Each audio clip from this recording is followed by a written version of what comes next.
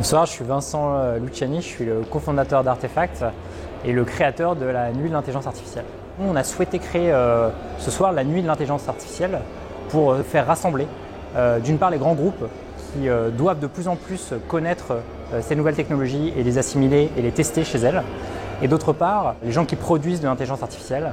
Le message qu'on veut porter aux entreprises, c'est que l'IA, c'est maintenant. On ne peut pas se permettre d'attendre 2 ou 3 ans de plus. C'est aujourd'hui que la différence se crée. Si on décide de se lancer dans 3 ans, l'accélération autour de ces technologies aura été si forte qu'en fait on ne sera pas capable de rattraper et de remonter sur le train en marche. Les défis, c'est autour des talents. Donc il va falloir identifier les bons talents, et les bons talents, et on l'a vu ce soir, ce n'est pas forcément que des talents techniques.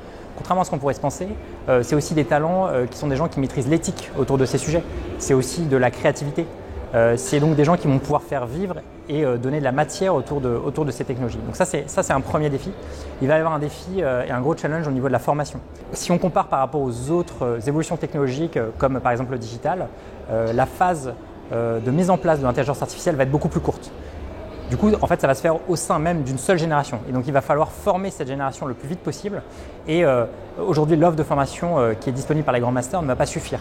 Et donc, le second message pour les entreprises, c'est mettre en place ces programmes de formation, utiliser l'ensemble aujourd'hui du contenu disponible pour finalement former vos salariés et les éduquer autour de ces nouvelles technologies. L'année prochaine, on va renouveler cet événement et on souhaite lui donner un niveau européen. L'ambition, c'est d'accueillir à la fois des startups françaises mais aussi des startups européennes, et donc de commencer à créer un mouvement qui permette quelque part de créer une dynamique qui permette de se situer entre les US avec les GAFA, la Chine avec les BATX, et donc nous on souhaite animer et contribuer à co-construire une communauté européenne autour de l'intelligence artificielle.